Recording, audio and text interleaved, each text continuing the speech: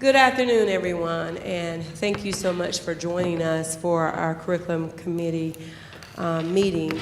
And those of you who are watching us online, we thank you so much for joining us as well. I am Patrice Faison. I am the new Chief Academic Officer. For those of you who do not, we haven't had the pleasure of meeting. And today we are going to share some curriculum overview with you in some different areas. And today our focus is mainly some of our enrichment areas. So we're going to do that.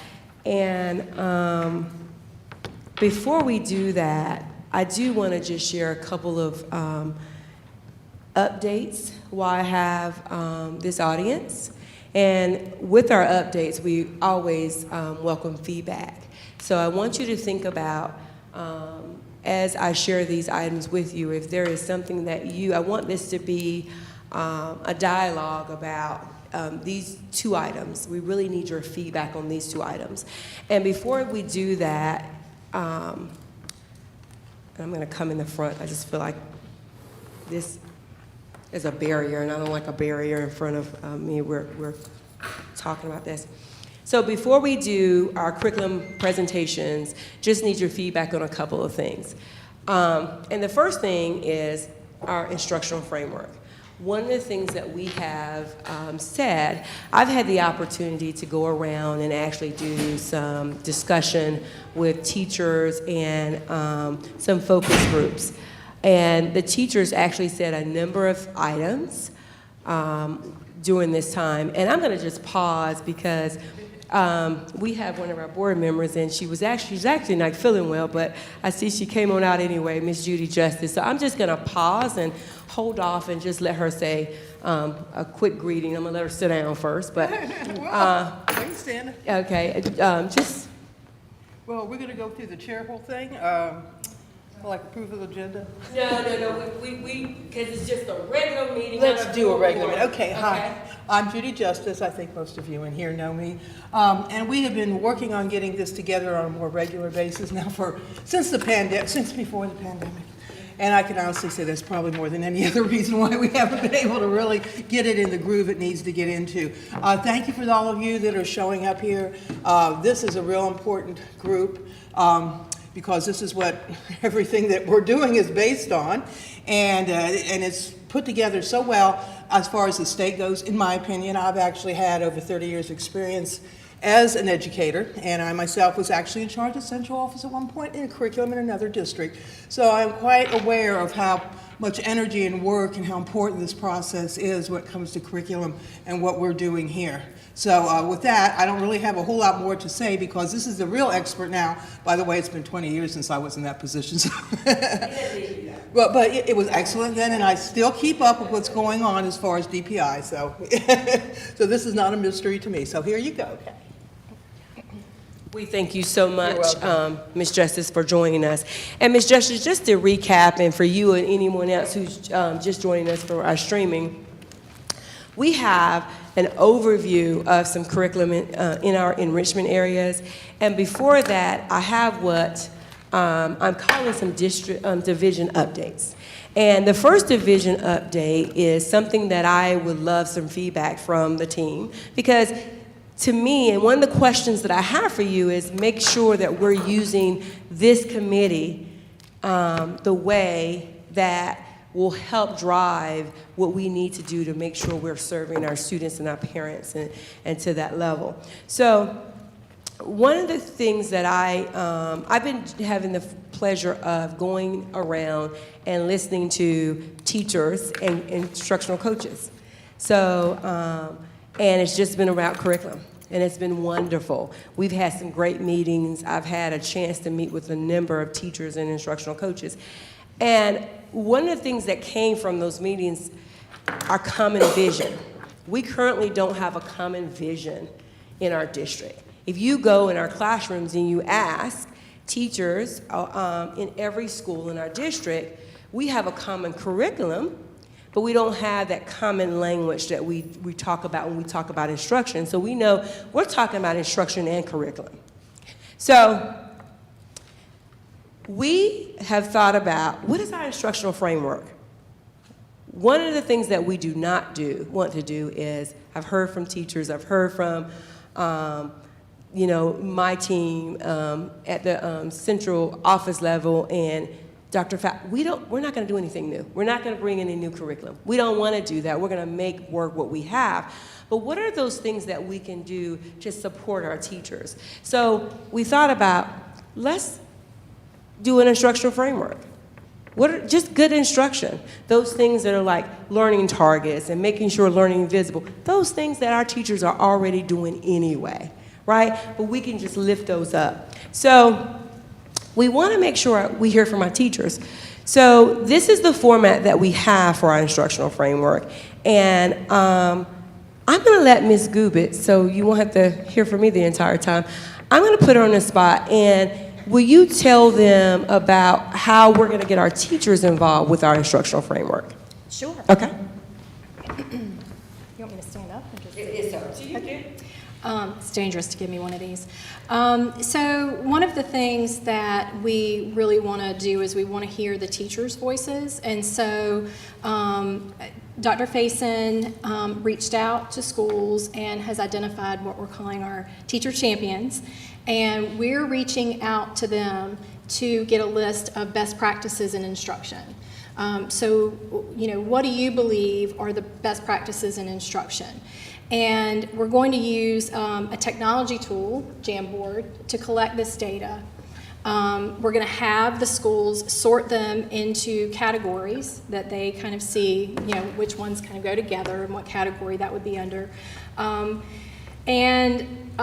With that feedback, the instructional services team is then going to be able to use that as we begin to dive deeper into developing this instructional framework. So that way we can ensure that we're hearing the teachers, and it's not just kind of us saying, oh, this is what we think are best practices, but what are the people in the classroom saying as well.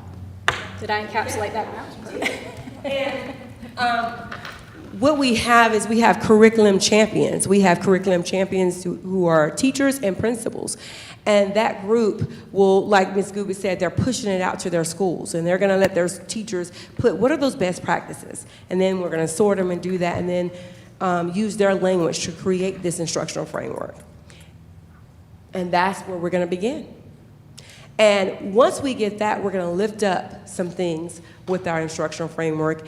And one of the things that we know, there's some things that we know lifting up will really benefit, and that's that learning target, making sure that it is on the board in kid-friendly language, taught, referenced, closed out, and there again, nothing new.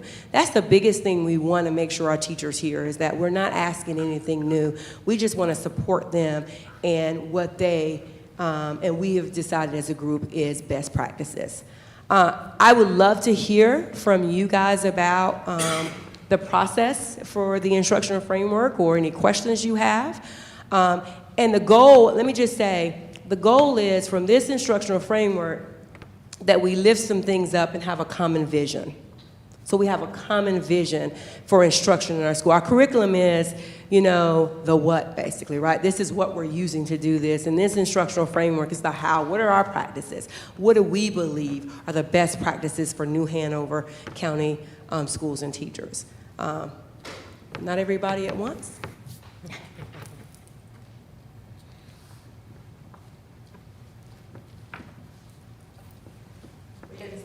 Yeah, I'll say something. I've been around her enough to know I'm kind of getting to learn her. Is this framework focused on pre-K-12 or K-12? Very good point. And the framework will be pre-K-12 because we are a pre-K-12 district. So the best practices that we're talking about, and I was actually with pre-K and we talked about, can we have learning targets in pre-K? And they were like, absolutely, right? So this is for everybody. This is just best instructional practices. Very good question. Any feedback or questions? I think it would be helpful as we have a conversation about the instructional framework when we decide of what does that classroom environment look like. And I think that would break some cycles of when we're having to explain why we don't use a load of teacher-paid teachers, why we don't, the framework will help alleviate those conversations because you will understand the why. Very good point. And that's why we really want to take what the teachers have and they want and use that to lift and make that framework. Because I think they'll find that using that classroom environment and making sure that we use quality resources. Anybody else? Yes. And I feel like, is it Vanna? Oh, who should I feel like right now? Oprah, maybe. You get a call. Oh, that'd be amazing.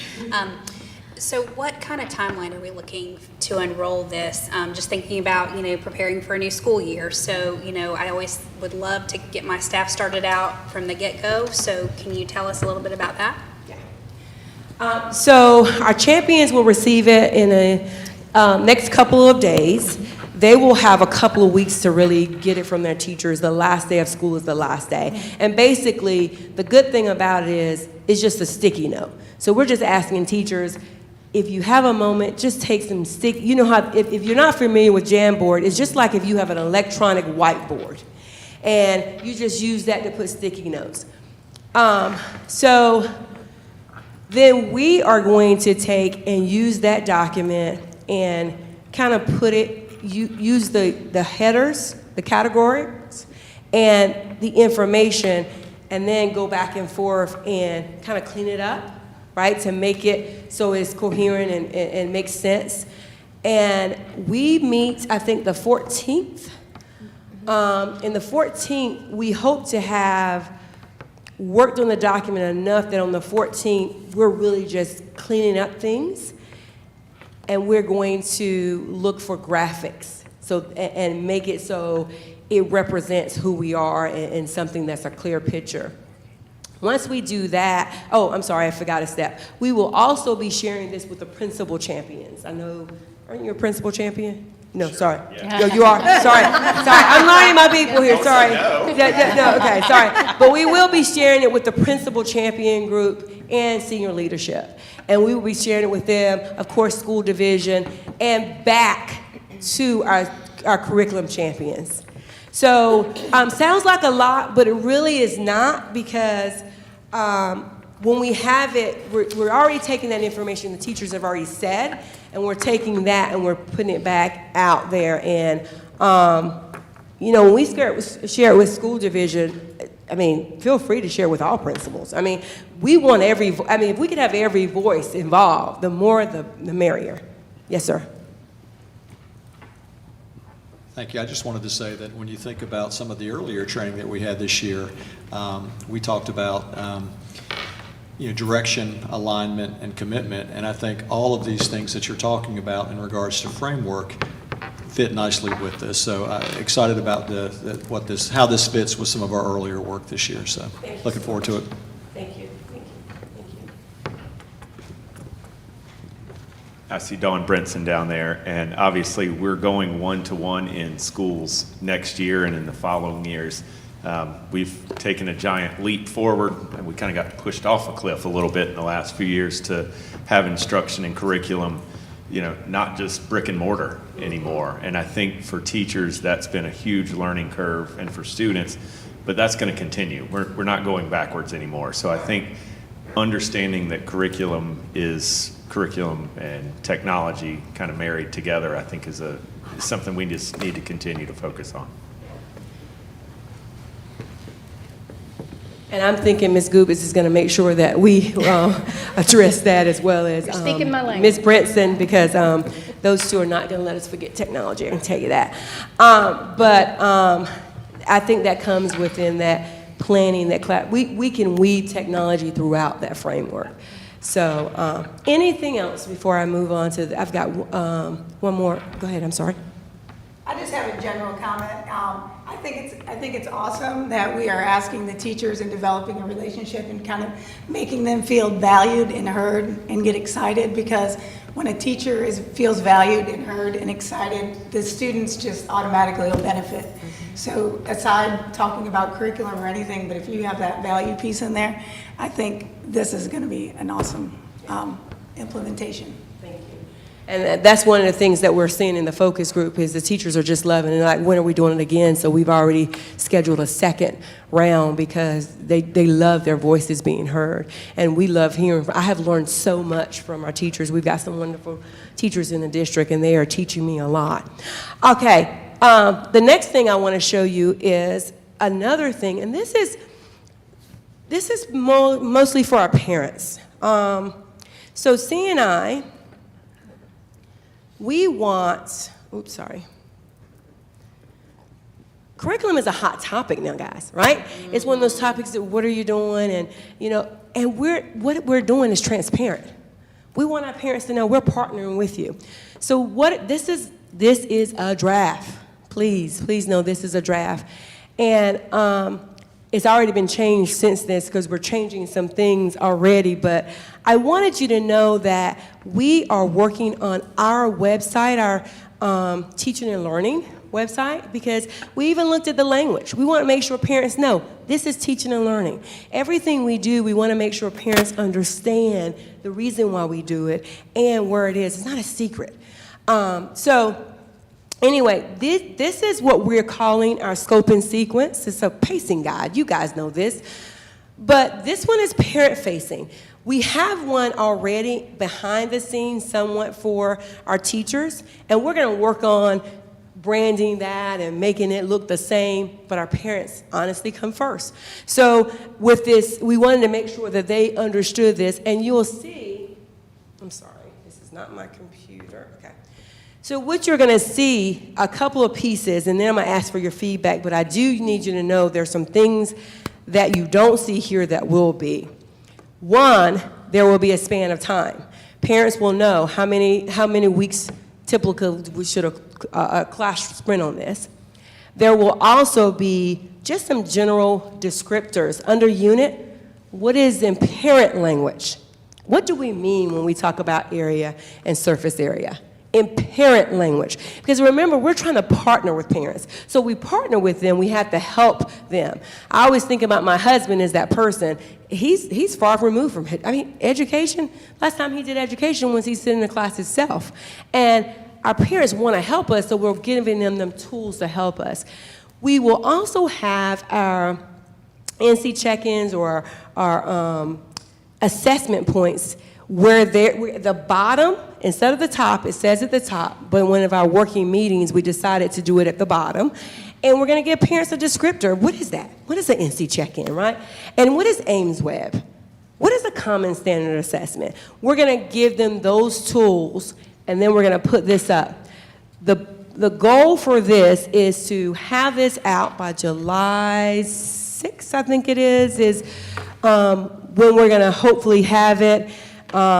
We definitely will have it for parents on the website by the 1st of August is when school starts, hopefully a couple of weeks before.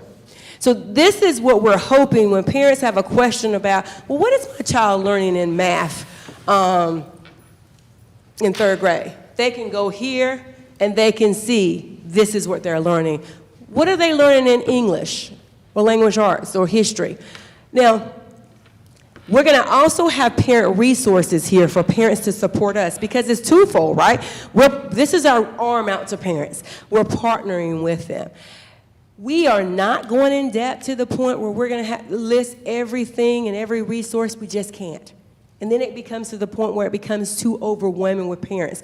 We were putting more information up there and we were thinking, we can't scare people away.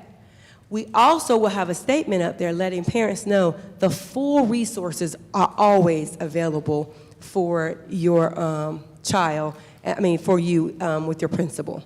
But this is something we hope will help parents to see these are the standards that we teach. This is what we do. And here's the resource and how to partner with us. And if you have additional questions, this is the step that you do. Questions, comments on this one? Yes? Can you give us some examples of the family materials? Are they websites? Are they pieces from the curriculum itself? So, and I will not click on this because I'm thinking that it is just a draft, so I don't know if it has anything there. Well, you know what? Let's see. Everybody knows it's just a draft, though, right? So one of the things that I will tell you that if we're changing, we have noticed when we go to our current website and you click on things, it takes you to DPI's website. Yeah. I love our state, I really do, but their websites are they're always outdated or not there anymore. So we're not doing that. If we're gonna take parents somewhere, we're gonna take them. So if that's the case, it will change, but this is this, okay? All right? So this is a resource to help, and this is strictly from the curriculum guide that the curriculum that we're using.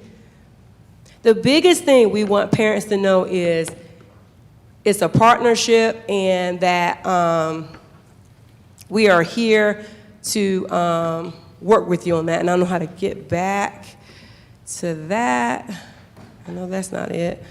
I don't have an arrow. Let me minimize it. I think if I minimize it, nope.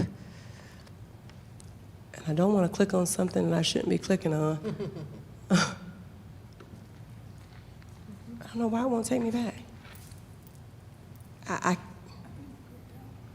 The back button is not active, and the other buttons are, I don't know.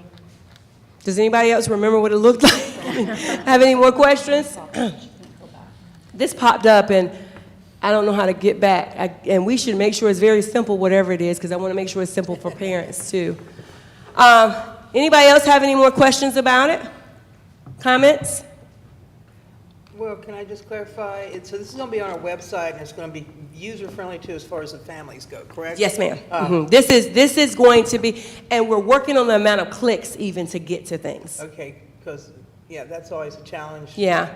We keep trying to evolve our website and make it more user-friendly, but that would really help out a lot with the parents, not having to make them all frustrated. And that's what and that's what Josh and his team have been saying to me, to us, is make sure, limit the amount of clicks as possible. Oh, yeah. Okay. Anything else? Okay. All right. So, I think there was one more thing that I had. Go ahead, I'm sorry. Not to be. Anyway, so you're talking about our entire curriculum through pre-K. I've got a really loud voice. I talk way too long now. Everybody knows I'm loud. So you're talking about from pre-K all the way through 12. We're going to have curriculum for all the courses, not just the ones that are required, but also everything that we can possibly put on there. That's what we are working right now, Ms. Justice, with our core, our big one. We're starting. This is a process, but yes, eventually we will have all of them. Okay. That is the goal. So eventually we will have all of them, and it's just. And let me just. So to that end, what you're saying is that we would want to roll out the core courses by July 6th and then begin to embed the additional courses as time goes?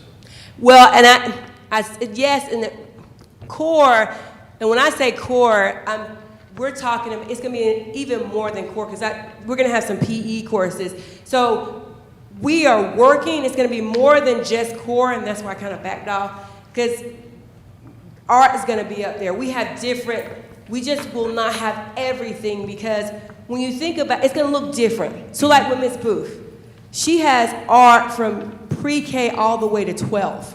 Okay. So she's not going to have one. Hers is going to look different, and we're still toying with how do we do that to make sure we still educate parents. Because the biggest issue we have is she's only one person.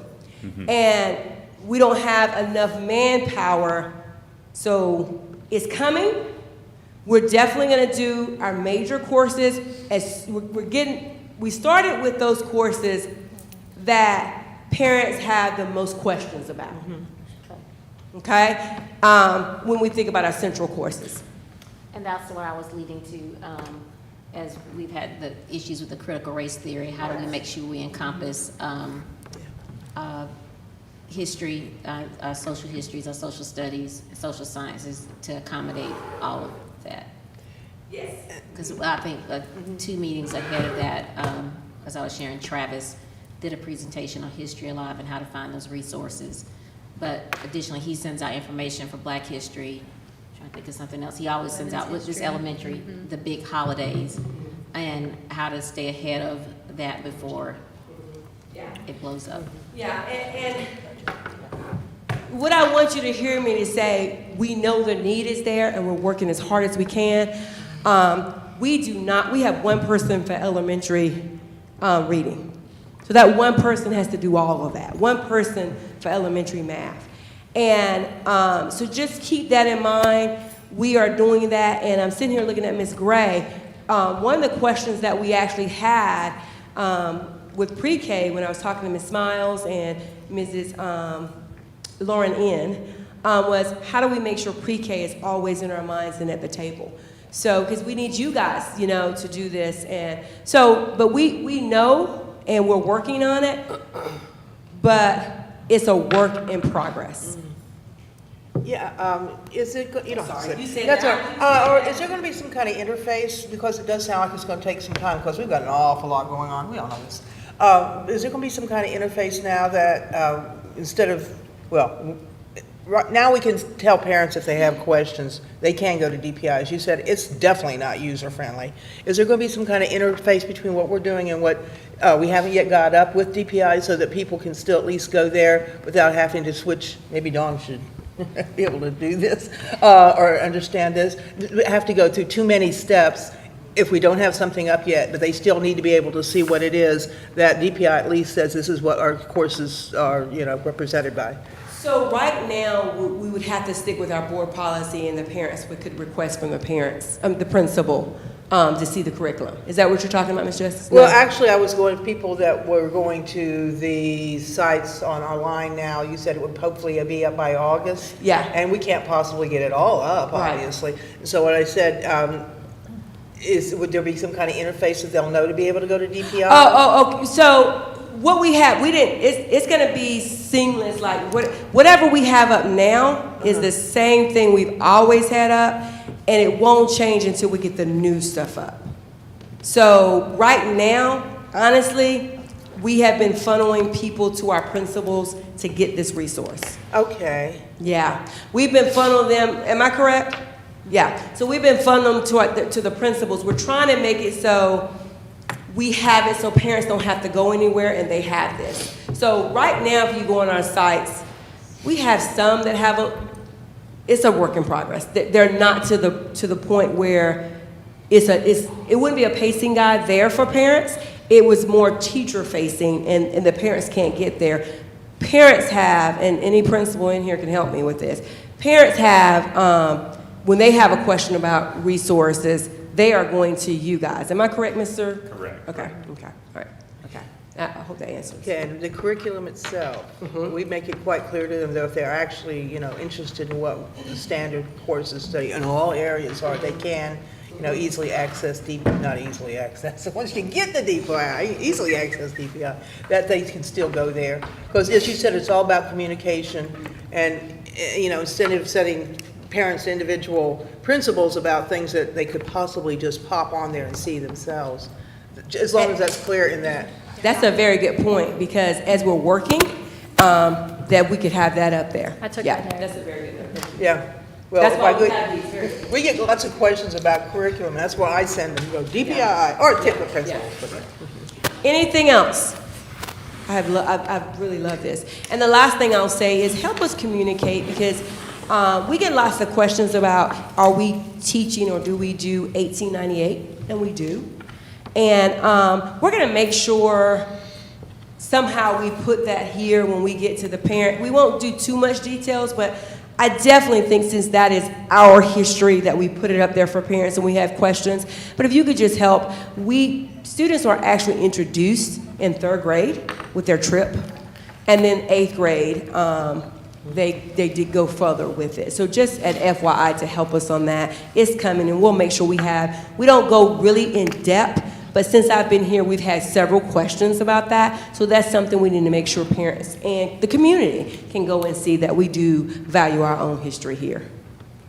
All right, so unless there's any more questions for me, I am going to turn this over to Mrs. Gubitz. I think I have a mic. Here, Jerry told me. Okay, so I'm Sarah Gubitz, and I am the supervisor of online learning for the district. And I'm going to share with you the different curriculums that we are using for our online courses. And we actually do have a variety of sources that we pull from. We've got North Carolina Virtual Public Schools, or NCVPS, as you may have heard it called. We have some locally taught online courses. We've got EdgeNuity, which is an outside vendor, and the North Carolina School of Science and Mathematics. So these are the four outside entities, except for locally taught, that we pull to provide online learning for our students. And I'll be kind of going into each of those so that you understand what they are. North Carolina Virtual Public Schools, or NCVPS, are courses that are created by the North Carolina Department of Instruction. They created this department of NCVPS. These courses were created by, or co-created by their curriculum team and some teachers in the state. North Carolina teachers are contracted to teach these courses. So we could have a student that's taking a course and the teacher actually resides in the mountains. The courses are taught asynchronously, meaning the teacher is not on while the student is on. So it allows for flexibility of learning, which is one of the benefits of online learning. There are over 150 middle and high school courses offered. For a long time, middle school, the only courses offered were really just electives, but now they are delving into the core content. So they are starting to develop and have released several, like 6th grade math or 8th grade language arts. So they are working on providing a robust curriculum for the middle grades as well. For the district, it costs us $350 for a semester-long course and $450 for a year-long course per student. There's also a formula. It deals with the allotments. Essentially, you know, the state gives us a number of allotments based on our ADM. So there's a whole formula process to determining some of that. But we are actually one of the highest consumers of online learning in the state. Our former superintendent really championed online learning, and we jumped on the bandwagon pretty quickly many years ago. And so that has become a really great way to meet the needs of a variety of students. We also have locally taught online courses. Becoming one of the highest consumers of North Carolina Virtual Public Schools, NCVPS, at that price tag, we quickly realized that, hey, you know, we could really tap into some of our local talent and reduce that cost. And so essentially our locally taught courses are taught by New Hanover County Schools teachers. So they're right here in the district. That way we can also offer them opportunities to be paid outside of work. They would do this outside of their work hours. The courses are, just like NCVPS, they're on Canvas and they are asynchronous. So the teacher's not on while the student's on. Right now we offer about 15 courses. Most of it is core curriculum, but what I do is every year I look at what the most highly accessed courses are in NCVPS, and that tells me, hey, you know, we probably should offer that one, you know, in the district as a locally taught, and it could save us quite a bit of money. We continue to expand this program. I would love to add on some advanced placement, some AP courses, especially because I know that some of the high schools are beginning to struggle with being able to offer a lot of variety in AP, and so we're continually looking at expanding that. We pay $150 per student per semester, or $250 per student for a year long, and we do have a cap on that. So the cap for semester long is $3,000. The cap for year long is $5,000. And we limit the courses to 25 in a section so as not to utilize and kind of swamp the teacher. And so it's been a really great thing. So in CVPS and locally taught, a lot of times the students don't really know the difference because they're using Canvas as the learning management system for both of those types of courses. EdgeNuity is a vendor that we have used for quite some time, and then during the pandemic, we used it even more. It was vetted by our instructional services team and our content leads. Right now, we are using it for credit recovery coursework in high school. So the coursework does not have a teacher online tied to it, so the school has to assign a teacher.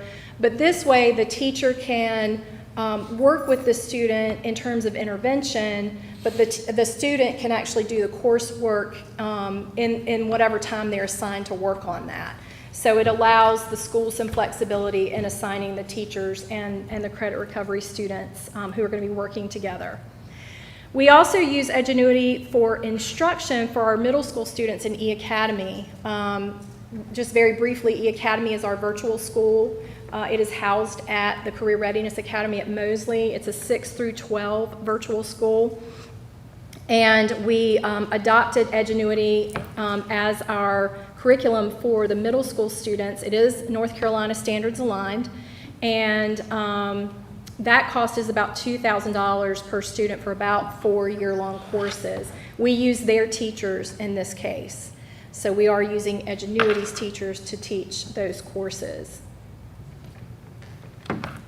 North Carolina School of Science and Mathematics has been around for quite some time. If you don't know about it, you really should look into it. It's a very cool place. It's in Durham, and it is tax dollar funded.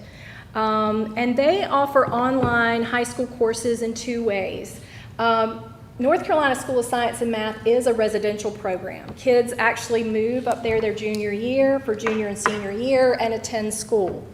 But years ago, they opened up another opportunity for students who weren't quite ready to leave the nest, and they offered a dual enrollment program.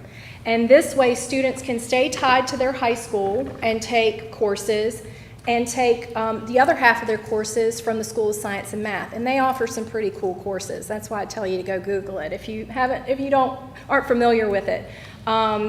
And they get really enriched science and math courses that they can take. The courses that students are interested in taking that are not offered by our traditional schools, that's another way that students can access these courses, so they can take the courses a la carte. Not all of the courses are offered that way, but they do have a catalog of courses that are available. So if you've got a kid that accelerated in math in 8th grade but doesn't want to take a traditional track in math and wants to take more of an outside kind of course, they can opt to take one of those. This is no cost to the district because it is taxpayer funded, but the school has to provide the technology. Some of the courses are synchronous. The student actually takes the course in school while using a video conferencing technology, and some of the courses are asynchronous, and I think they meet once a week in like a Zoom on a Wednesday evening, let's say. So there are lots of different ways that students can access these courses, and they've got a lot of resources for younger grades as well, particularly middle school, which is pretty cool.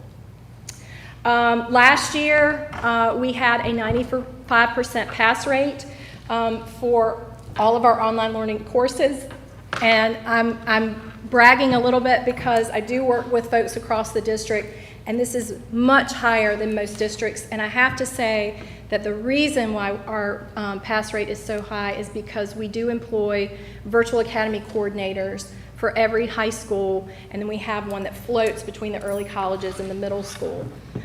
These folks are exceptional at progress monitoring, or monitoring the progress. When I say progress monitoring, people think of RTI, and that's not what I mean. They monitor the progress of students. They intervene if there's an issue. They share that progress with counselors and administrators so that, if something needs to happen, that gets done.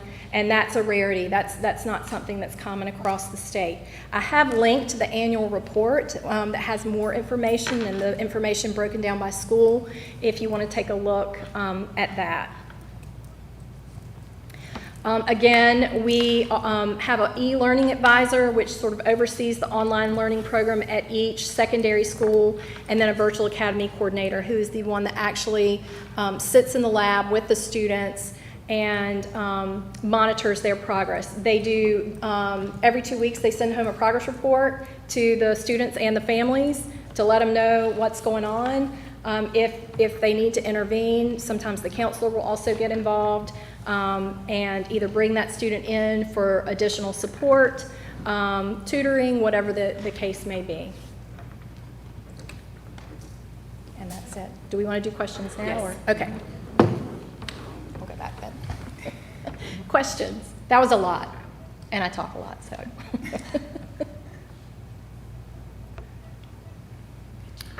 If the e-learning platform, if students at any of the high schools want to go fully online, is that something that we should encourage them to go through that, or should we try to kind of work through that with students? Because I know we wrestled with that a lot at the Yes. beginning of the school year. Right. Coming off the pandemic and folks not feeling comfortable with some things. And I think that we're still seeing some of that, but I know that we've got families and students that are like, I still want to be connected to New Hanover High School, but I don't want to take my classes. I want to take all my classes online. Right. And so, we have kind of created some of our own policies that, that we say we're only going to allow you to take one, at the max two. But then we have families that are like, nope, I want it more. I want this. This is my plan. So I kind of want to gauge that going into this coming school year. Do we need to say, all right, well, you're going to need to apply to the EAcademy, or we're going to need to kind of work through that on our school level? So I can tell you that pre-pandemic, the course of action we followed was if the student was, say, a rising sophomore, junior, senior, they've been at that school. They've made connections at that school. They know a counselor, they know teachers there, so they've vested in that school. And so if that's something that the school would like to do, is to put them in all online, and they think that's a good fit for that student, then we encourage them to do that. When they come to EAcademy, we don't get to see them face to face very often, and so it's harder to establish that relationship. But we have had cases where a student is maybe between middle and high school, and that's what they want, and EAcademy that's a good time to apply for EAcademy. After pandemic, post-pandemic, I think we have a lot more families that want this option because they got to see their kid online during the pandemic, and for some kids, they truly thrived. It was a great environment for them. And it was great for the family because they learned they could move around and go see family and travel when they wanted, and not have to risk missing lots of days of school. So in that case, I think that the demand has increased. It certainly did this year in EAcademy. But I think that the direction that I've been told that we're kind of, moving back to that pre-pandemic. This year we sort of accepted pretty much anybody that applied to EAcademy unless we couldn't serve their IEP through online learning. But I think that we're moving back into the kind of pre-pandemic mindset, which is if they're already tied to your school, it's best to try to keep them there. And EAcademy, because it's tied to career readiness, is not your traditional high school. So there are things that a student might not get that they would get at a traditional high school, and that's a big thing for some families. There aren't sports teams at career readiness, for example. So that's kind of the direction we're going in. But there's always those cases that kind of come up, and I just encourage the ELAs or the administrators to give me a call, and we can certainly talk it through and figure out what's best for the student and the family. Got it. Yeah. Okay. So I kind of see, so the e-learning academy really needs to be focused on a student that's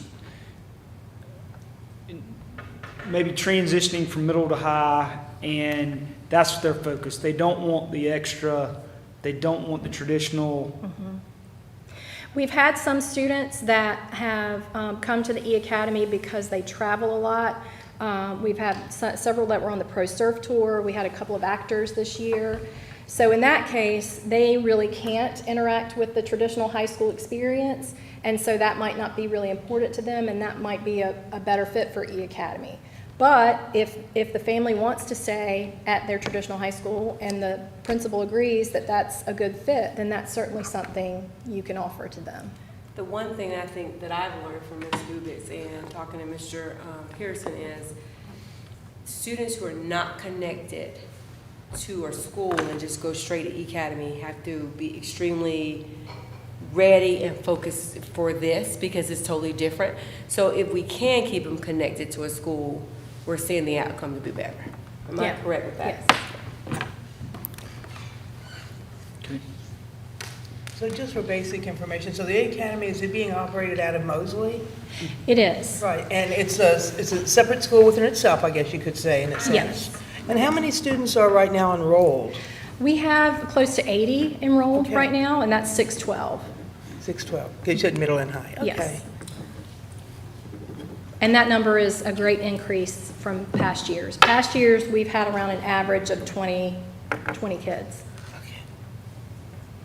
Oh, wow, that is an increase. Yes. Pandemic affected lots of stuff. I think that a lot of, a lot of parents were hesitant to put their kids online, even if that's something that they wanted, or maybe it would be a better fit for their schedules, because the parents didn't learn that way.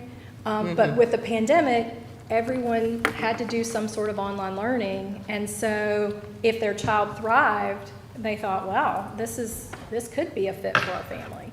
So I think that's part of the reason, and then of course we did have folks that, we've had a lot of students that have high anxiety, and that's the reason they're applying, social anxiety. They don't want to go back into a big school, and then also health concerns with COVID. Thank you. Is that it? Okay, there you go. Okay, thank you. Okay, well, good afternoon. I'm Marta Banderas, the lead teacher and coordinator for the English as Second Language program, ESL. I'm going to share with you first a few data and facts about ESL. We support the students that are learning English as their second language, and for them to be able to develop their skills in the academic areas of language, arts, and math, and also through the to develop their skills in listening, speaking, reading, and writing. And our English learners are supported through all our schools where there are English learners by a high-quality instruction or second language instruction with certified ESL teachers. And a little fact about our district, we embrace diversity. We have students from about 40 countries, and most of the students come from Honduras, Mexico, Puerto Rico, Guatemala, El Salvador, Brazil, China, and we have some students also from Afghanistan. And we have identified 36 languages, and that's 36 languages we have students in our district. And the top 7 languages are Spanish, which is the most prominent. Our population of Spanish speakers is about the 93% of the population, and the other, we have Arabic, Portuguese, Vietnamese, Korean, and Chinese. Those are our 7 top languages, and we are serving at this time about 1,680 multilingual learners or English learners. The multilingual learners is a new term that we are using now instead of English learners, and the abbreviation is ML. So when you say ML, it's the same for EL. So how is the process in our district to identify these students? First, the parents complete at enrollment an electronic enrollment form. When they check another language besides English speaking at the home, the ESL department gets the form, and we research the information and that helps us to decide if the student needs to take a placement test. So when the student takes the placement test, it goes through a test that is called with a screener. It's a screener that is online and for students that are in 1st grade to 12th grade. For the little ones, for kindergarten and first semester 1st grade, we have the with a screener paper-based. So once the student is identified after the screener scoring, they are placed in any of the 3 categories. We have intensive, supportive, and transitional. So these categories are determined by our LIP document, that is the instructional program document, that is the guidelines that we use to identify what are the ESL services that the student needs and what is the frequency of services. And this is information is put in a LIP chart, and this is shared by the ESL teachers with the schools, the administrators, so that we all are in the same page and know what our students are doing and learning and what are their scores. And this form we review every year and update because the needs are different every year. And we submit this as our Title III application process. And then this is in our website, in the ESL website from the district. You can see that there. So what happens when the student is now in the program? They have to be assessed every year with a statewide English language proficiency assessment that is called Access Test. And there's a link there for more information about the Access Test. I'm just not going to click not to mess it, the slides. So this is administered every year around February and March, and this will determine the progress of the student in their English language proficiency and will determine also, if according with the scores, if the student continue in the program or if the student exits because of the Access scores. And once the student exits, they are still monitored by the ESL teacher for 4 more years. So they are receiving some support also from the ESL program. And so we have 6 levels of proficiency that are determined when they take the Access test. So how do we support? ESL uses the WIDA English Language Development Standards for instruction and support. These are called the WIDA ELD standards, and they focus on the language that the students need to succeed in school and socially, and connecting the language development with the content learning to support the academic curriculum in the different areas. In the area, as you can see, the standards there, standard 2 is for the area of language arts, English language arts. We have for the area of mathematics, for science, and for social studies. So this is supported, the English language development standards are supported by the North Carolina Department of Public Instruction and Title III, and they are implementing this year the new ELD standards through an offering of professional development and workshops for all educators of English learners. And our district is involved in that through our EL teachers and content teachers. Okay, so ESL, you can see that the standards are for each of the content areas. So ESL collaborates with all the other departments. We collaborate with math, with English language arts, NTSS to integrate the literacy and language learning. We collaborated also this year, we had the opportunity to collaborate with art, with the cultural presentation at Sunset Park. That is one of our elementary schools with the highest EL population. That was very rewarding for students, for teachers. That was something that was very rewarding for all the students over there. ESL also provides a software for newcomers for language development. We have the software Imagine Learning for language literacy and Imagine Math for math. So these are the resources that our newcomers that help them to develop the proficiency in English.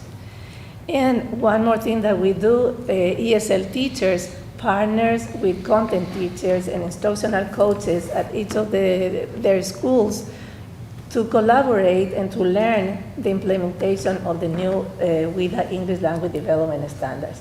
And this is the work that is not only for 1 year, it is something that is every year has to be more involvement and more communication, and this is what ESL is. The goal of ESL is to integrate and help the content teachers, and because the English learners are students of everybody, not only the ESL teachers. So this English Language Development Standards framework is something that we are implementing and putting for the learning of our English learners. And I think, do you have any questions? Let me see, I have something that I don't remember. But no, that's it. Anyone? Question. Okay. Framework, because I've been asked this at Freeman, I've enrolled more ESL students.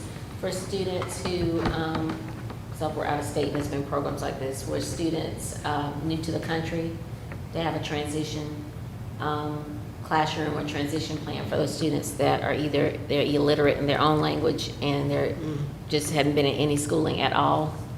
Yeah. We are working on the Newcomers curriculum. Okay. We started like 2 years ago, but it hasn't been finished yet, and with the pandemic and all, and that really stopped us for finishing that. But we are taking that again and completing this framework for newcomers. Gotcha. Yes, thank you. Move on to the Healthy Living Curriculum. Thank you for having us. My name is Joelle Newman. I'm the lead health and PE teacher at K-12, and I'm also a family life educator. Excited that NCDPI is reviewing revisions and updates for our curriculum, so that's very exciting. The Healthy Living Curriculum is broken up into two major components, health and PE. This year, we are starting to move towards, in the next 3 years, teaching 50% health and 50% physical education. The mission of the Healthy Living Curriculum is to encourage positive attitudes and behaviors concerning physical activity and lifelong physical fitness, along with the benefits of living a healthy lifestyle. The Healthful Living Curriculum is broken down into 4 physical education standards. And those standards are motor skills, movement concepts, health-related fitness, and personal and social responsibility. I added this in here, the high school PE electives. Although the high school, they're not part of the Healthy Living curriculum, they're offered as continued opportunities for students to stay physically fit and enriched. Students can enhance their cooperation skills, fitness skills, leadership skills, while assessing and planning individual needs and assessments. So right now, New Hanover County high schools offer team sports, physical fitness, and weight training. And we're trying to be more competitive with other districts. So this summer, I'm meeting with some fellow physical educators that are interested in helping develop curriculums, which will also be online for these electives. So we're adding team sports too. We'd like to add lifetime sports 1 and 2, physical fitness 2, add that. Tennis is at 1 high school right now. We'd like to introduce cardio and core training and have a progressive class throughout the 4 years.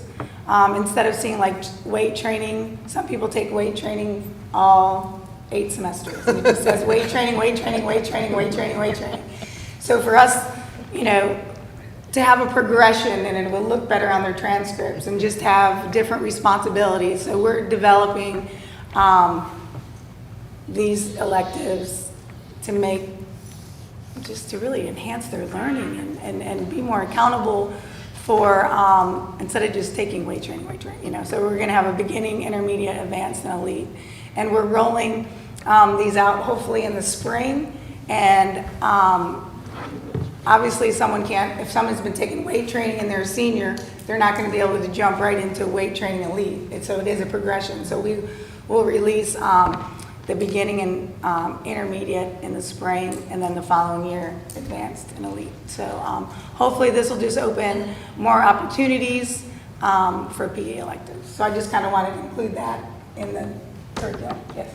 Specifically with cardio and strength courses, is that the only prerequisite in order for me to be in advanced? I have to have taken beginning and intermediate? Yes, so that's in the course guide to what the prerequisite is. Is there any association with any of those 8 classes with being a varsity athlete? Am I getting ready to Not get in this? Okay. I can definitely bring that to the team. This is all very, very new. So Joel, this is fairly consistent, I think, and Jackie, maybe you could say this is fairly consistent with what we would do with the arts as well, correct? So this follows having a that mastery. same And scaffolding. kind of pattern, Mm-hmm. right? So. Yes. So we base that on mastery.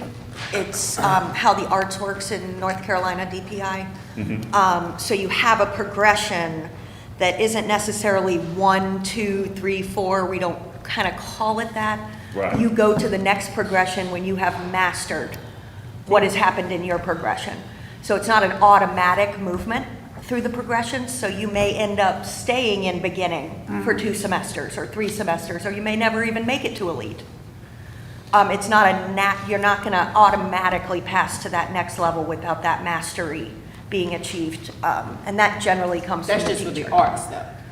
That's how the arts work, but Yeah, it is it's not how for this, though. we have used that basic setup to help with the PE, with building these PE Well, progressions a little bit. And just from what I've taught within Power School and how other school districts do that, they do have to meet the prerequisite to move forward.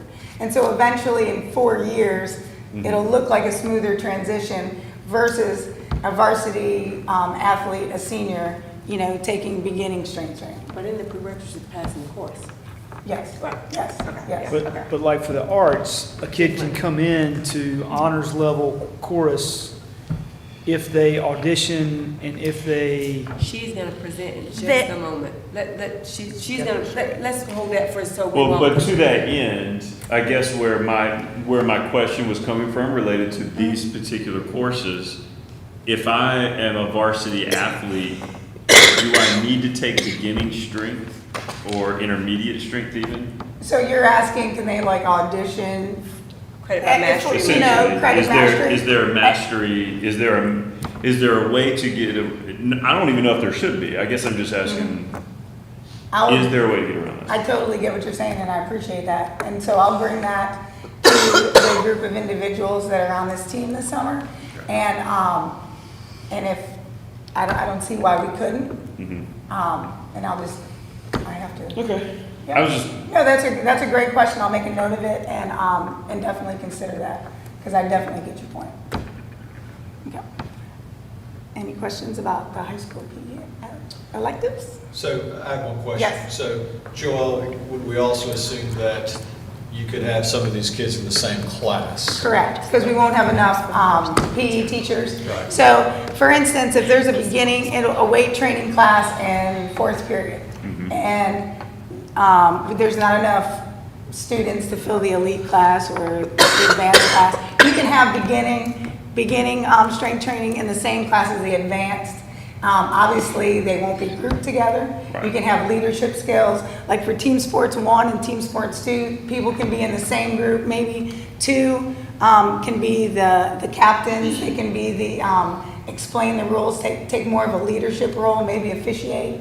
So there is some differentiation, if the classes are combined due to staff limitations. So yeah, great question. The other part of the Healthful Living curriculum is the health education standards, and there are 5. The health curriculum is broken down into 5 standards: mental and emotional health, personal and consumer health, interpersonal communications and relationships, nutrition and physical activity, and alcohol, tobacco, and other drugs. And there's a link to NCDPI, the curriculum on those. NCDPI has done a great job unpacking these standards for us in the Healthy Living curriculum. You have a question? Sorry. Well, it's not even a question to you. Dr. Faison, are we going to get a copy of these? Can we get a copy? Do you want one? Yes, I would like Yes, you one. will. Yeah, instead of writing notes down and everything, it just. Yeah, So anything- we will actually, we could probably just email you the PowerPoint presentation, you guys. That'd want be to do that? fine. That'd be Okay, fine. is that fine? Okay. Yeah, thank we'll you. do that. And I know some of us have a lot of links, so anything that's underlined or highlighted, you can click on it, and then there's the link. So that would be the easiest way to do that. New Hanover County Schools also offers a family life education curriculum. The mission of the Family Life Education Department is to provide a medically accurate and age-appropriate human development and sexuality education that encourages parent-child communication, promotes abstinence, and enables all students to make responsible decisions regarding their health and sexuality. So New Hanover County offers in 5th grade a puberty class called Growth and Changes. 6th through 8th, there are 3 options. They can opt in to take a Stepping Stones class, My Life, or neither choice. And then and that's also opt-in. And then 9th grade, we do have a comprehensive sexual education class that is that's opt-out. Yes. Right, so right now, so the yeah. Changed it on us. We're going Correct. to- Do you want me to? No, but it's right now. Yes, right now we opt in, yes, through the guidance counselors. All 5 through 8? Mm-hmm. 5 through 8. So right now, so if okay,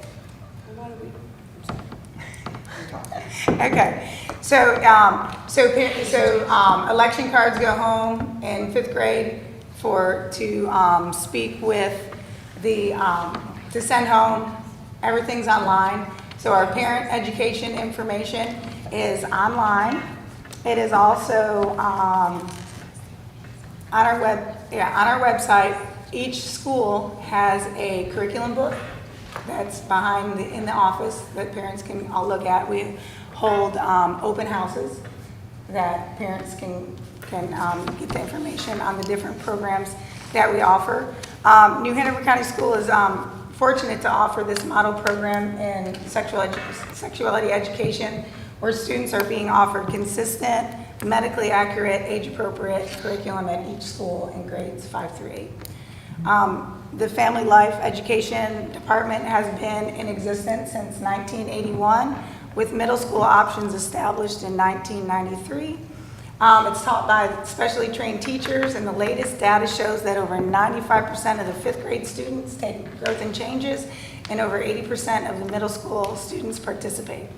New Hanover County continues to have one of the lowest teen pregnancy rates in North Carolina, and parents appreciate having choices, including the choice to opt out.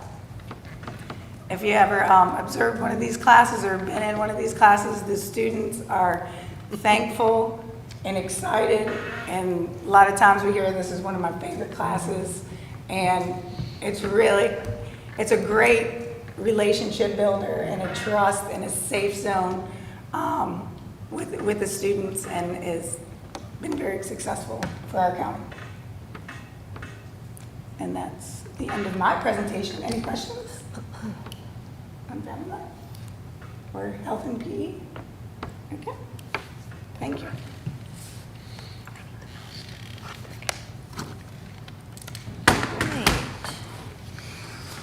Last but certainly not least,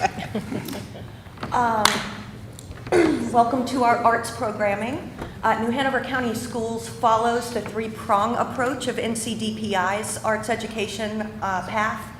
We focus on arts education in our classrooms. We focus on arts integration in our core classrooms. And we also focus on arts exposure for our students. And we are very, very good at all of those here in our county. We're very lucky to live in Wilmington, to be in Wilmington as well, which is a very arts-friendly community, and we have a lot of partners that I'll talk to you about in a minute. There's a link here for those of you when you get this presentation. You can look at that standard course of study right there for the arts. Locally, though, we have spent the last couple of years I have creating this home website for our arts programs. So you can go to this website. It comes off of our NHCS main homepage. And on this site, you can find all the information about our summer enrichment camps and, most importantly right now, our programs. We have music and art, visual art teachers in every elementary school, which is huge and wonderful for our county. And then we also offer secondary education in band, orchestra, chorus, visual art, theater arts, and dance. We do have dance at 3 of our schools. Snipes Elementary has a dance teacher, and then we have programs at Hoggard and Laney as well that have been long running and do a lot of work in the community. So you can come to this website and click on one of those programs right there, and you will see some of the things that we do in our classrooms. You will see what we do as a district, our clinics that we hold for our students every year in different disciplines. And then there are links to every single website for each of these teachers. So you can go to Blair, parents can see who those teachers are, they can see what the program is and what's going to be offered in that classroom. And that is available again for every single one of our programs all the way through. We also, on this website, you'll get information about our other things, and this is still a work in progress, so forgive me if some of those aren't exactly complete yet. But we also have what I brought out this year, our NHCS Arts Pacing Guides. So you can find pacing guides to all of the classes that we teach at New Hanover County Schools. And there are about 4 of them that aren't on there yet because, as Dr. Faison told you, I'm one little old me, so I'm still typing on a few of them. But if we want to look at K through 5 general music, we've got a really easy to read calendar here that tells us the standards and what the unit is that will be taught during those weeks. And with our elementary schools, we have to understand that sometimes our students are going to classes, arts classes and electives at different times throughout the year, depending on what school you're at. So these pacing guides are created so that those units can move around in the year as needed, depending on the school and what that curricular and schedule situation is. However, we do have the outlines of everything that's going to be taught in that classroom throughout the year and those standards right here that we're connecting them to. And again, those are available on this website for all of these classes. So we built those this year. To get back to our presentation here, let's see, there we go. We also, of course, in the arts, we have a number of productions, exhibits, all kinds of things happening, and a variety of different kinds. We have curricular concerts, plays, art exhibits, and in our county, which is different in a lot of counties around the states, marching band is curricular. That is something that happens in our classrooms, and it's something that we support, because if you don't support it in the classroom curricularly, then you end up having a lot of students that have to pay to play, is what I call it. So if it's an extracurricular, a lot of students will have to pay to be in their marching band, and we don't like that. So we make it curricular, they do it in their courses, and we have summer band instruction that happens 2 weeks before regular classes start in August, so that those students get a head start in how to march and some of those other activities that work a little bit better outside before the school year starts. We also produce district clinics every year. Those are 2-day clinics usually, where students from every school are brought into the Minnie Evans Arts Center generally and work with professional conductors and artists from out of town or around the region, so that they get to work with folks that aren't just their teachers but are professionals in the art world. So we have concerts and clinics, and you can see information on those every year on our website. We also have big district performances that include the concerts that come along with these clinics, but also Best Foot Forward, which is coming back as a performance next year. Good. We are booked for March 10th, 2023 at the Wilson Center. We are excited about that. But we have not let Best Foot Forward go in the meantime. When we haven't been able to have those performances, we took that time to up our game with the art exhibit. The Best Foot Forward County Art Exhibit is now in a professional gallery, the Wilma Daniels Gallery downtown, which is right next door to the Wilson Center. This allows folks to see that artwork all month long for free and not have to buy a ticket to see the artwork. We are also part of the Wilmington Fourth Friday Gallery Crawl. Now, is part of that, our exhibit is part of that every year in March. So folks from all over town walk around downtown and they go through our gallery as well as many professional art galleries when that happens. So that's really nice. We brought back the Independence Mall Art Show this year, which was exciting now that they've gotten a lot of their construction done. We do 1 week of elementary art in the mall, and then we do the second week of secondary art. And if you all had been in the mall in the past couple weeks, you saw that that was just recently up. And it's a huge attraction, not only for our community members and our student artists to get to see themselves displayed in that public area, but it's also a wonderful partnership with the mall. We bring a lot of customers in that don't regularly go to the mall, and then they allow us to have that beautiful public space to display our artwork. So that's a wonderful partnership that we've kept up over the years. We also, of course, have extracurricular arts as well. So there are many, many schools that do school plays, after-school musicals, and these are non-curricular. And in fact, we had a record, I think, this spring of 9 musicals across different schools, and that's elementary, middle, and high schools that are putting on their own musicals, and that's wonderful. And then, of course, Laney and Hoggard both have dance teams that perform at our sports events and go to competitions as well. So there's a lot going on at any given moment. We also, in terms of exposure to the arts, the Board of Education sponsors 3 field trips traditionally. For first and second graders, we go to Thalian Hall and see the Pied Piper musical, which is super fun every year. Our 4th graders all get to see the NC Symphony at the CFCC Wilson Center every year. And our 5th graders take tours of the Cameron Art Museum throughout their 5th grade year. So that's wonderful. All of those are free to our students, and we support the transportation and everything that goes along with that. I also work with our community partners to bring guest artists into our schools. So we have artists that come from the Wilmington Symphony, the North Carolina Symphony, Chamber Music Wilmington, the CFCC Move Dance Series. Ms. Banderas actually talked about that just a little bit. We collaborated with them this year to bring the Capuli Mexican Dance Company to Sunset Park Elementary, where they learned all about Cinco de Mayo and the actual history of that through movement and historic dance. And then the students were able to learn those dances themselves and perform to their classmates. Opera House Theater Company, Techniques in Motion Dance, we had a grant with them 2 years ago that brought the North Carolina Youth Tappers to Roland Grice.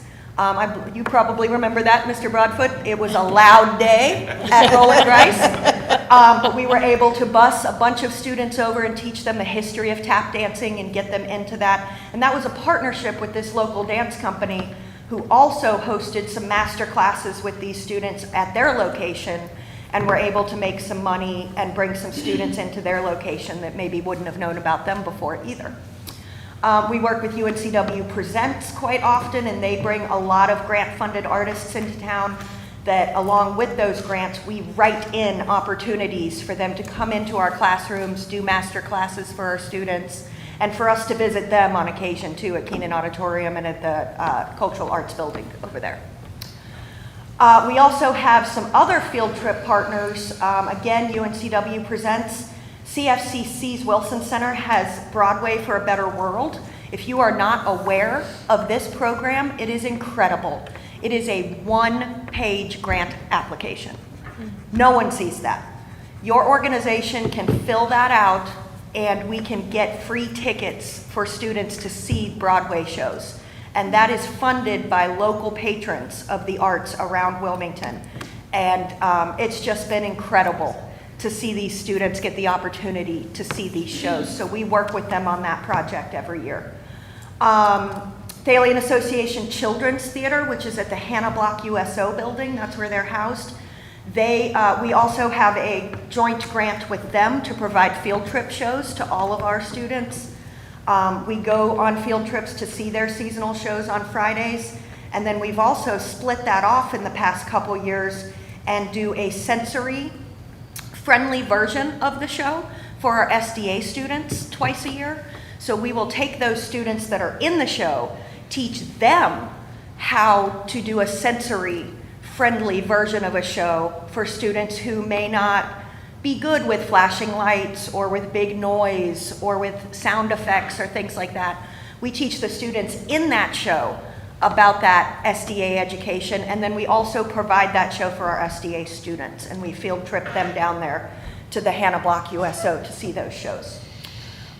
They also now have started providing a video library of those shows. Now that we've learned that we can film these things and put them in our schools, we provide that video library for our teachers to use as a resource, and those all come along with teaching resources that we have gotten written and that are based in essential standards. So there are teacher resources given for each of these shows that give, you know, different lesson plans and different discussions that you can have based around these.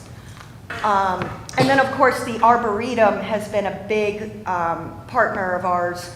We started a couple years ago working with the Art in the Arboretum event, and we are now taking field trips of 8th grade visual art students to the Arboretum in the spring every year. Roland Grice again has done this, and it was very successful. We take the students for a picnic and a drawing adventure outside. They get to learn about the flora and fauna, how to draw it, and then they take that back to their classroom and create pieces that are put into the Art in the Arboretum show. Cool. And then, of course, again, that brings a lot of folks to the Arboretum that wouldn't normally come. It brings a lot of our kids outside and learning about that space, which is a really interesting space that our county provides for us. So that's been a really successful event as well. And we started a high school art contest along with that event this year that went very well as well. So as you can see, we're really nailing that exposure to the arts here at New Hanover County.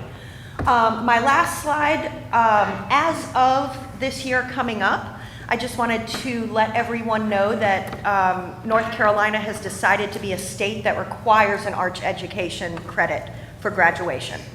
And starting with our 6th graders this year coming up, that credit will be required when they graduate high school in 12th grade. We provide NCVPS provides some of those classes for our non-traditional students if they don't have an arts teacher at their school. We can provide that in another way online, but they can get that credit with any of the courses that we provide. So I just wanted to give a heads up about that coming up, and we've let principals know as well that that's coming. All right. I just want to make sure, and you help me if I'm wrong, from the understanding, it's like the CPR credit, those of you who know high school, so they can get the arts credit in 6th to 8th grade. It'll just be on their transcript. It won't count as a credit, of course, but it's there. It's like a check mark for that. So I know parents are going to have questions about that, that my child can get in 6th grade and it counts for graduation. It technically does to fulfill the requirement, but not for the electives. So just want to make sure we're all clear on that. All right. Woo! Any questions for our wonderful? She does the board, all those wonderful things at the board. That's Ms. Booth. So when you love it, and we all do, and I told her 1,000 times, that's her. But any questions for Ms. Booth? Good job. We do so much. I mean, There's really, a reason it's she like, went last. wow, we do a lot. It's amazing, and I want to look at her and be like, and your other people are? It's just so thank you. We really appreciate your time here with us today. No, you're fine. We do have, I have 2 more things, and we're still going to get out in the next 5 minutes. Review of purpose. I just want to make sure everybody is comfortable with how we're doing our meetings and what we're presenting. We want to make sure that we're giving you what you need, the questions that you have. So, and that goes into my next thing is, before I say the meeting dates, what would you like more information about the next time we meet? Is there something different you want to do? This is our meeting. Our meeting is to educate about curriculum. And I will tell you what I have thus far is we will be bringing back for you the curriculum, the instructional framework. We'll have that by then, so we'll be sharing that with you. So you'll remember how we're creating it. We'll bring that back. And then we'll have our website to show you the scope and sequences so you can see that. But what else would you like so we can best serve you? Dr. Face, maybe an update on social studies, because I know there's been a lot of change. Okay, in terms that of makes a lot of sense. One thought. And can I, is that changed since we had the presentation before? Is that what you're referring to? There's change because of the change, but then we had a presentation, was it last year? Mm-hmm. Yeah, I don't know if it's, yeah. And you probably have that information, but I don't know that the whole crowd. Okay, that's what I'm, so this would be the information from last? It would be. But there wasn't that many people that were participating at the time, and it was, Did you have this more is a than different this world. Did you have more than this last time? We didn't have this many. We had a presentation, and it was online too, from the social studies area about the changes that these General Assembly approved and been put in DPI, and That's You know what what, you're right. I didn't remember that we had that done, so I don't know if we need to do that again or not. Yeah, so. because I don't know if the legislature's done some things, I don't think it's No, changed that. it hasn't changed since then. That's They think you guys asked, did but it they last never time. did. It is not, so Okay. you're correct. I think you presented that last. Okay, so he did that last time. Okay, they say, okay. Okay. No, but good Okay. point. I'm social studies, I remember these things. If there's interest, pre-K would love to share. Always interested. Oh, in pre-K. yeah. We're always. To share, we are not, obviously, we are not mandated, but we are grant funded, and our program is based off of eligibility. We're funded through Head Start and NC Pre-K, and the county commissioners also fund a handful of our classrooms. But NC Pre-K and Head Start require us to use an approved curriculum that is aligned with the North Carolina Early Learning Standards. So we would be more than willing to put together some information to share. Love it.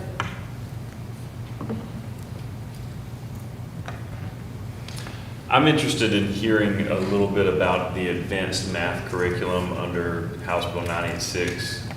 That's for students that make a level 5 but are not considered an AIG, 4th and 5th grade. It's pretty easy and standard in middle school, but elementary is a little bit more nuanced. And I don't know if there's a universal, I don't know if it's possible to be universal just because of the makeup and logistics for individual schools. And Katie is deep into the new math things now, so Deep's the right word. she's very deep into that right now, and I'm gonna put that up there and see where we are, if it falls on this one or the next one. But either way, we can do an update. Right. So you're right, we'll do that. Good idea. And I want to go back, because I feel bad. Mr. Sutton, did she answer your question when I was saying hold it to the art presentation? I'm sorry. I don't know if my mind that's works changed that or way. not. I mean, I know that students could go into an honors level, arts level class if they auditioned or, and so it was my understanding that that could continue. Yeah. But if that's changed, okay. It's just like credit by mastery is Okay. what it is. Okay. Sorry, I just want to make sure you had your question answered, sir. I apologize. And I have one more, and maybe not the next one, but kind of pick up on the advance, our latest updates on AIG. Okay. And really pushing our nurturing, especially after our Okay. data from EOG.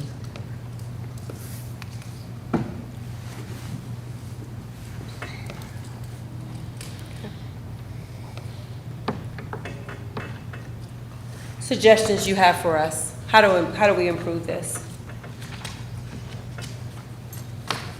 How do we get more people here to hear what we have going on? Because we've got some good things going on. I want this room packed because curriculum it's important. And we want to make sure people know that we're transparent, it's open. How do we increase our numbers? What suggestions do we have? We hope we have lots of listeners out there. I know we have one, I'm assuming more, but we had someone who reached out to me and could not be here today and will be listening. I would say promote it after board meetings, after a presentation, just to kind of highlight where we are. I think a good step is the parent resources there, because I think a lot of times it just sounds intimidating to people who don't do this every day. And so, you know, for people to know, oh, we do seek input, and I think that that's a good step right there. Yeah. So I think And you know, doing you more got of me that. thinking, I wonder if part of this could be, and maybe not next one, because you guys have given me a full agenda, I'll see, but a section on just parent resources we have and some of the key places. And, I mean, just me, I mean, what do you guys think? I like this. Oh, absolutely. Okay, That's okay. one of the big concerns. Right. Parents always are trying to find more information. Yeah. Anything we can possibly help them with, that's for sure. And highlight it on our website, like going across a banner. Okay, Next curriculum okay. meeting. So promote it at the board meeting. I think you take care of that. Do you always Well, announce the next meeting time or no? Well, right now, I think it's the 5th. Is that what you're referring to? Our June meeting is going to be on the 5th? How do we No. promote this? Well, what you need to do is talk to Crystal and she can put it on the agenda. I mean, I can put it on the agenda. The thing is, and I would just go to the office across the desk over there and say, can you have it placed on the agenda, because we need to have that discussion. And you know, you can use me saying. Yeah, well, what I'll do is, I know you'll give your update. And in your update, don't you normally give a committee update? I give committee, it depends upon whether or not it's something that, like this, would be relevant, and I could do that, but I would prefer, I mean, honestly, you're more the expert. Okay. You know, I could Okay. just say, you could speak on it, Okay. on the okay. topic. So I will see, I doubt if I can get on this board's meeting, but I'll try to get on the meeting. You actually just- can't, well, I don't know if you would be prepared, but you can, because we're just now putting our agenda together. So you know, what I was thinking is, the next meeting I'm proposing is September the 26th. What if I do it right before that meeting? Oh, you mean August? Yeah. Beginning of the school year? I was thinking of. I would love it, that's fine with me, but So- who knows what's gonna be going on by then? September the 26th is when we are asking to have our next, we want to go ahead and put the dates out. So, and Ms. Smith will send this committee the dates, but I'm going to give it to Okay. you if you're like me for your calendar. September, the time will always be 3:45. September the 26th, it's always the last fourth Monday in Okay. the month. January the 23rd and May the 22nd are the dates that we are proposing. We meet quarterly. Okay, so, if we're planning to meet next on September 26th, and you'd like to present to the board, you could possibly do that then in September, the beginning of September? Yeah. That would be the best time? Yeah, and I don't have to present to the board. Thanks Well, a not lot. present to the board, just talk about what the committee's doing. Right, yeah. we can Yeah, I was the just saying dates, just the update. dates. Yeah, I was just saying just I'll just give the updates. dates, okay. An update, very good Okay, word. okay, all right. We'll have to remember that. You're gonna have to help me We'll get remember that. together, it's Yeah, okay, 5 okay. minutes, and just All right, what's going okay. on. This is powerful information. It is. Power You information. could even list it in the press release too, because the press releases don't necessarily always, I mean, it says the public's welcome to attend, but, you know, maybe we could put in a special, you know, parents are strongly encouraged to attend, or this is, you Yeah. know, this is Are what we're. are we taping this by any chance? I know we're streaming, I would assume it's being taped as well. And so we could put that also, if the parents can attend, you know, they can also view it in this manner. Okay. All right, anything else? Yes. I just want to say, this was fantastic. I am new to this position. I'm new to working in New Hanover County, and I could see the enthusiasm and the passion that everyone that presented has for their area of expertise. And it's important that we all know what each other do, and we work together, and we find that common ground. So I enjoyed this a lot, so thank you. Thank you, we appreciate it, and this is a great team. Yeah, great team. All right, anything else? Well, if all hearts and minds are clear,